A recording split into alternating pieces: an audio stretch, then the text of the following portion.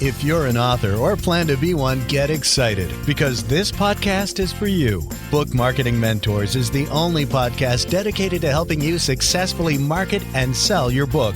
If you're ready for empowering conversations with successful marketing mavens, then grab a coffee or tea and listen in to your host, international best-selling author Susan Friedman.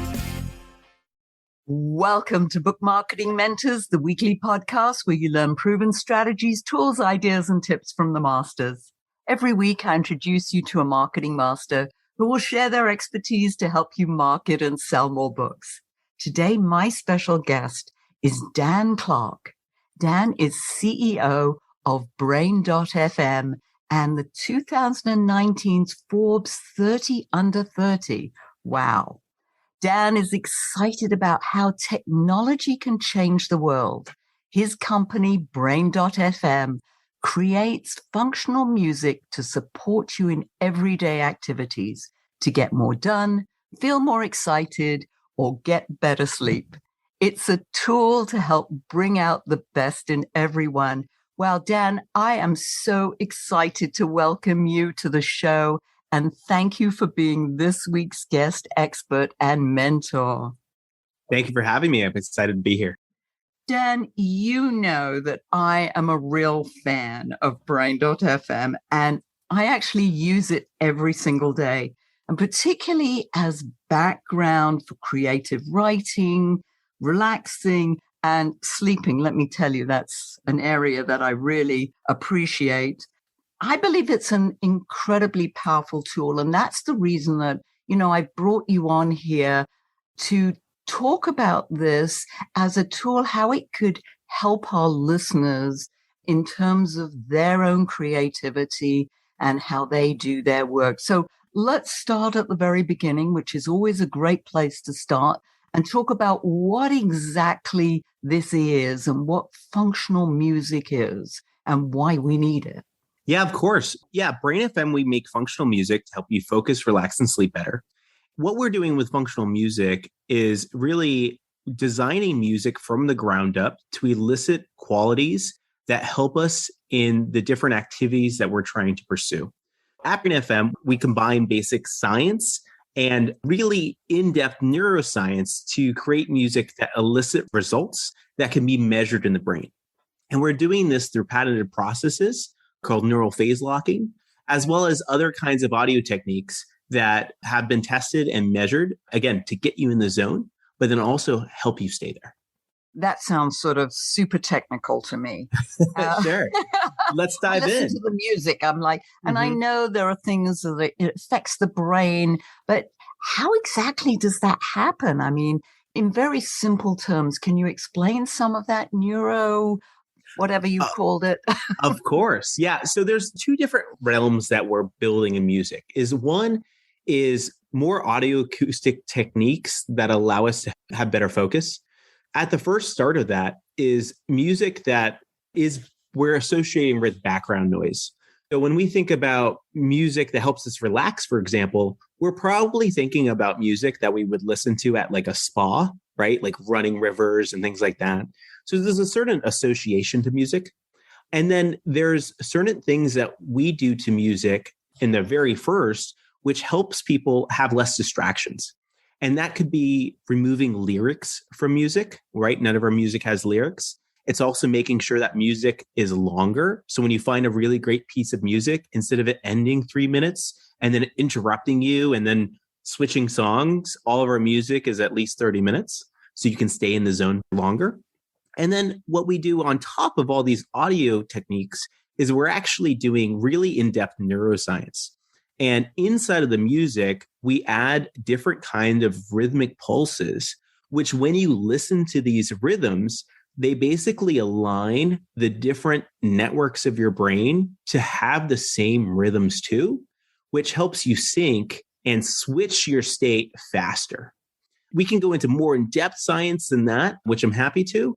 But suffice to say, when you're listening to Brain FM, it's designed from science, developed with science, and tested with science to be able to, again, get you in the zone and then stay there for your creative work or for taking a break or for getting a better night's sleep. So I love that, putting you in the zone, because I really find that that is so true, that I put the music on and I start writing. And even if I didn't know what I was going to start writing about, I somehow, as you say, get in that zone, Hmm. and it's almost like the muse is happening, the muse came to visit. Things just happen. I mean, it's Yeah, let's. astonishing to me that it does, and I'm Well, always surprised when it does. so a really simple way, or a simpler way of saying this, is there's something called an optimal stimulation theory. And it's this idea that for us to be in our peak state of productivity, that we need to be between the realms of the perfect mix of being like not distracted, but having enough energy. So if we plotted this on a graph, you could think on the left side is actually not motivation or being bored, right? Or procrastinating. In the middle is that perfect focus.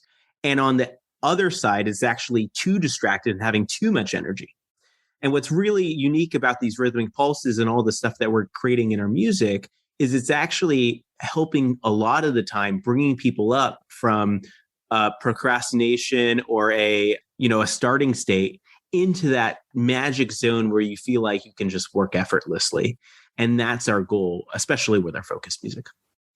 One of the things that you and I talked a little bit about before we jumped on the recording was that I've just come from another very emotional conversation.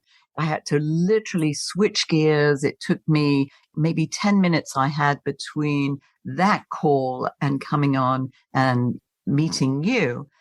And then you talked about, well, you could use the music as a way to transition from the one to the other, because I'm in a completely different state of mind now than I Mm-hmm. was 20 minutes ago, where I Mm-hmm. was almost in tears.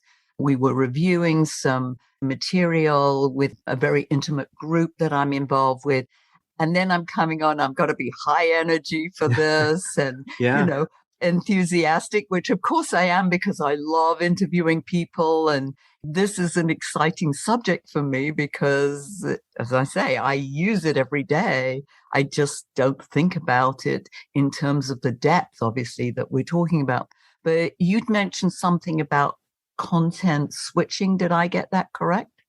Yeah. So I think being able to switch context and being able to syntax switch between different things in the day is something that's we're not really designed for as humans, but we have to do in our busy days because we basically having to plug in and then plug out on demand. And especially for switching between busy lives and having our personal lives, it's switching on when you need to and then switching off. But I think another whole thing that we're chatting about here is actually resetting or rephrasing because personally we're kind of diving into use cases of brain fm, but another one is besides just getting you in the zone, it's actually resetting your state to be prepared to be there. I think one of the things about having great tools is knowing when and why to use them. And one of the things that I would recommend if people were in meetings like the one you just had is actually put on some of a relaxed music and put it on for 5 minutes because the effects that are happening in your brain, it actually takes about 5 minutes for it to fully ramp up. And we know this from fMRI and EEG and all this other science testing, which we can dive into. But suffice to say, it's a tool that you can use to really prepare you to take a break, make sure that you're relaxing. It's really hard to just sometimes be like, relax now. You can't just will yourself. You have to help yourself with these tools. And then you could switch into, a focus or something else to continue your day. One of the things I really like about the program too is that you've got these divisions of if you're doing some deep studying or some deep work, there's a certain music for that. And then there's more of a creative flow music, which I actually like a lot. Mm-hmm. And then you've got a relaxation music, and then you've got the sleep music, which is that one I really like too. The difference here, can you give us sort of in very, again, dumbed down terms. Or sorry about that. No, it's totally fine. Yeah. I like to keep it simple. I never want to assume people know and understand what all this is about. But how does that vary? What is the variant there between, let's say, a deep studying versus a creative? Yeah, so there's a few different things. One of those is that brainwave or that brain state that we're trying to help someone achieve. So in science, it's very well understood what someone's brain looks like when they're in deep focus or when they're in creative. And you can look at this with measuring the brain and brain scans. There's a lot of literature on that.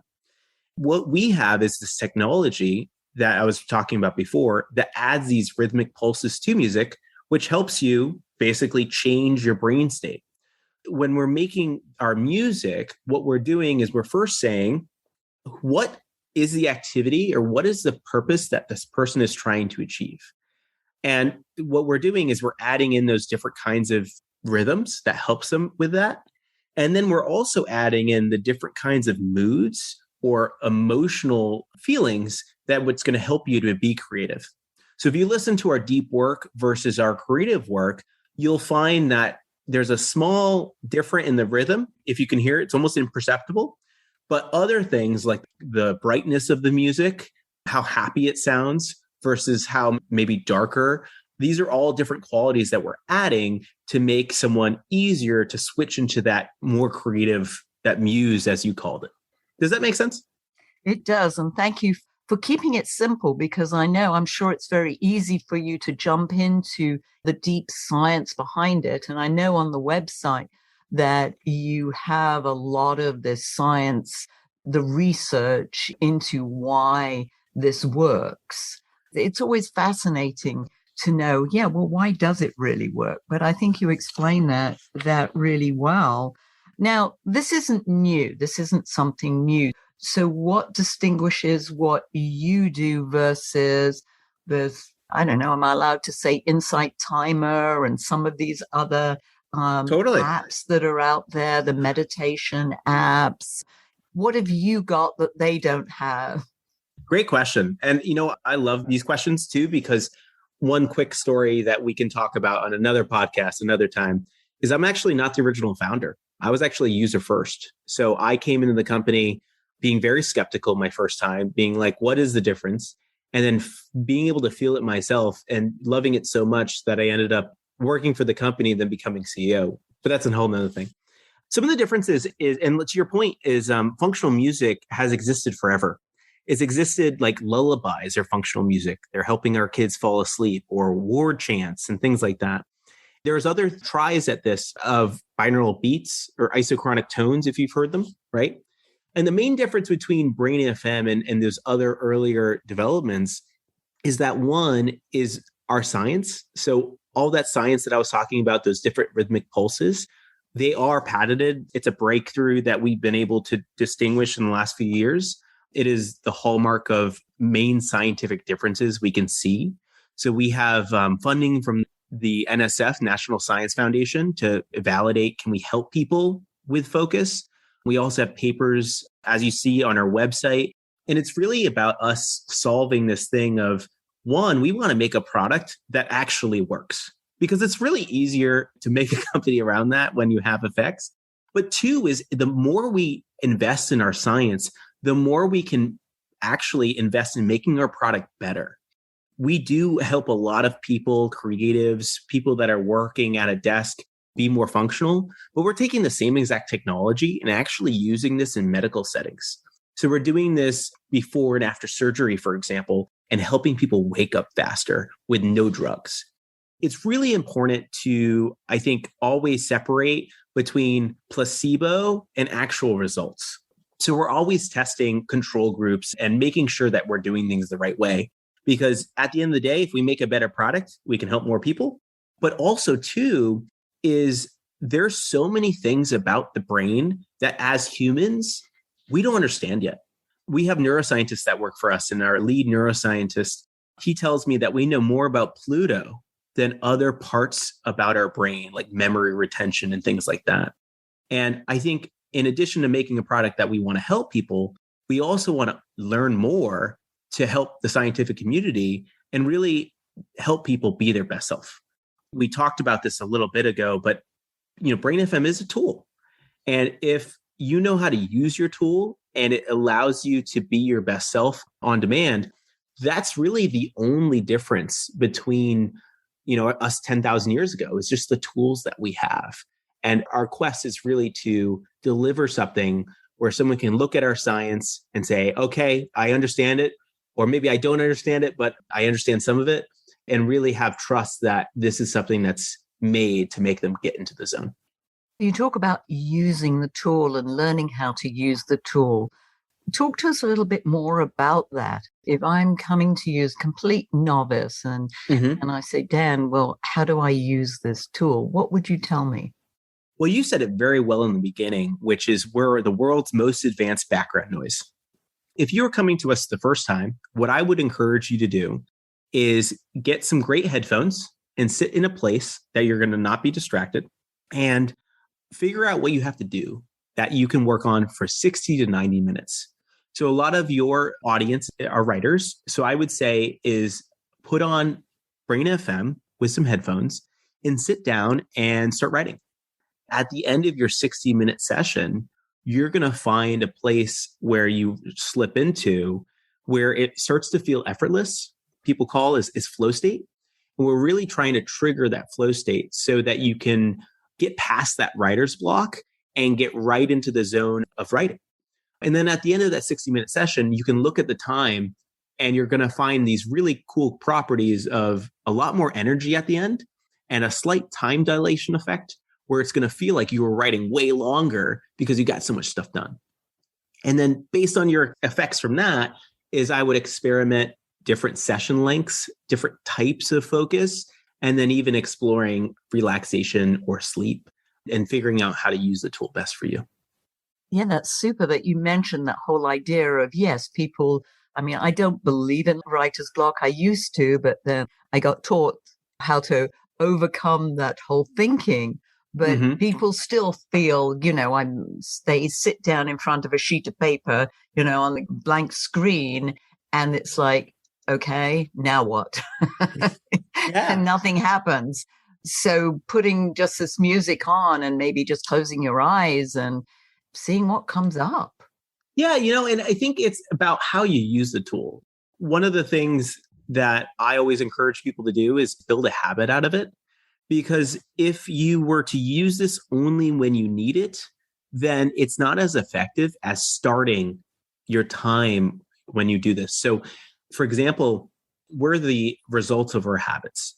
So for me and how I use the product is I sit down and I start every single day with an iced coffee and I turn on Brainfm and I open a piece of paper. And on that piece of paper, I write down what are the top things I need to do today to make today successful. And I do a brain dump. I put everything on my mind, everything at all. And then I sit down and I do a 90-minute session of Brainfm. And at the end of that, I find this great breakthrough of, oh, wow, I was actually working there for the past 90 minutes. And it's not about that one session. It's actually about doing that consistently, which is how you get effects or how you end up finishing your book or whatever you're writing. So it goes into this whole, you're training your brain to do something different. Was it that neuroplasticity? It's linked to that, I'm assuming. Am I correct with that, or am I going down a whole different avenue here? It's close. It's in the right block, right? So one of the things that we're trying to do is create physical effects in our brain, but we're also trying to do psychological things, right? So while Brainfm's and the results that I'm saying is without that, habits are helping prime our brain into getting into work mode. If you have Brainfm as one of those cues that this is your work time, this is what you're always listening to when you do your work music, you're going to find a easier way to slip into that work zone. And people see this a lot in other things. That's, a lot of people, they can't start working without coffee. I'm one of those, right? Other people, especially from working from home, they find that when they get dressed, when they don't stay in pajamas all day, it helps them get into that zone. It's combining the better tools with also the better psychological triggers and different kinds of habits And when you do those together and you find out which ones work for you, that's truly when you unlock yourself and being unstoppable. I love it. I really love it. It's giving me a better appreciation for using it and thinking, oh, I could be using it more to get myself in the zone. And I don't always think about it. At the moment, I'm currently relating it to certain activities. However, now I'm thinking, oh my goodness, I could be using it for more and hopefully get better results. So, yay. Totally. Yeah. I think it's just about finding what results are you looking for, and then how much time do you need to start creating that in your day to get that result. One of the biggest lessons I would say that I've learned personally is creating the intentional space, blocking off your calendar and saying, hey, I'm committed to work on this project for 2 hours and nothing's going to interrupt me. And finding those times and creating that, I think is a really healthy way to make work enjoyable, because that's why we're all working. That's why we're all, writers in certain capacities, because deep down, we really enjoy it. And how do you keep that enjoyment up and make yourself the most successful at it? Yes, I remember my first book, I set aside 2 hours, whether I wrote 1 page or 20 pages in that time, that was dedicated, bum in seat. Yep. And just, that was it. And I didn't beat myself up if I couldn't write that day. But now I'm thinking if I had. And that's the goal. That's what Brainfm is for. So, if your bum is in your seat and you're playing Brainfm, then it's one step closer to get you into the mode and the energy. And again, you don't have to worry about the science or anything like that, because every single track that you're listening to has been specifically designed and then served for you to help you get in the zone and start writing. So we've been through a very challenging time, this last couple of years or year and a half, and a lot of depression. And, we know teen suicides and other suicides. I mean, it's horrible. I don't want to go that far, but just even feeling depressed, how would you recommend, for instance, that we might use Brainfm to help us here? Yeah, so I want to be careful. Depression is a lot of factors contribute to that. And I want to say that Brainfm, while can help, it's definitely not a cure-all for anything. However, I think one of the major things with depression is really just feeling like you're in a rut, right? Is getting to a place where you're not really moving, right? And again, this is maybe one of the factors. So one of the things I would encourage people to do if they are looking to get out of that rut is just start accomplishing things, right? And it could be looking and not seeing the whole staircase, but just taking one step and then taking a step again and a step again. And again, Brainfm is that tool that can help you get into the zone, to get you start writing, to build a habit out of it. And before long, you're like, wow, I've actually made progress here. And I think when you start looking at progress and you start looking at momentum, that helps people push to the next level of bettering themselves and then hopefully helping with other effects of that. This just came into my mind, so I feel I got to ask it. Putting a baby to sleep, you're not going to put headphones on them. So could you just play the music and allow them to absorb it that way? Would it have the same effect? Great question. So the differences between our mental states, those rhythmic pulses are actually different speeds. So you can kind of think of it, and I'll get back to the baby thing in a second, but if you think about your brain and how it communicates with itself, it makes sense that for you to think faster, right, your brain has to be moving faster. And those are the rhythms that we're putting into the music. So if you're in a resting state, there's rhythms that are faster. And if we're trying to relax you, we're actually trying to slow your brain down, right? This isn't exact neuroscience, but we're trying to slow your brain down, and those rhythms are slower. So actually in our relax music or sleep music, you can actually listen to us off of speakers. And in the same case, we actually have a bunch of our users that use this for their kids, for relax or for sleeping, for babies or kids. They use it and they self-report some really great results. We do have future plans on helping people make specific apps for them. But for right now, we're targeted on, other goals. But yeah, it's certainly something people do use. And, if you find results, I'd love to hear that. This is a great segue into telling our listeners how they can find out more about it. We've mentioned this so many times. It's like, okay, tell us more. So Dan, how can our listeners find out more about it? What should they be doing? Yeah, of course. So they can go to Brainfm, or they can go on to the App Store and search brain.fm. We have an iOS and an Android app. When you download us, we give everyone 3 days free, no credit card required, for you to give it a shot yourself. I think it's really an experiential product that you should try to see and believe, because it is something more than just music you can get off YouTube.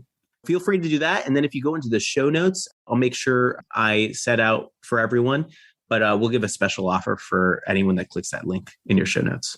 Oh, that's very generous. Yeah. And listeners, you know that I don't normally talk about products. We talk to our experts, but I see this as such an incredible tool for you. Dan's offer, there'll be in the show notes some links for you. And so do give it a try. Hey, what the heck? Nothing you can lose, but maybe a lot you can gain. Dan, we always end off with leaving our listeners with a golden nugget. What would you like to leave our listeners with? Ooh, so many. I would say that one of my favorite sayings, if it was easy, everyone would do it, right? And I think a lot of the things and the pursuits that the listeners here are focused on are challenging things. Writing about something that hasn't been written before, or written in the way that you're writing it, can sometimes be challenging. But usually the pursuits that are challenging are the ones worth doing. Great. Super way to close. And I thank you for sharing this wisdom with us, for your generous offer. And thank you all for taking time out of your precious day to listen to this interview. And I sincerely hope that it sparks some ideas you can use to sell more books. Here's wishing you much book and author marketing success. The time is now to take action and finally build your book-selling empire. And the great news is that Susan is here to help you. Visit bookmarketingmentors.com and sign up for a free 15-minute book marketing strategy session with Susan. She'll help you discover your first steps to marketing and selling your book. Only those who take action are rewarded, so visit bookmarketingmentors.com, and we'll see you again next week.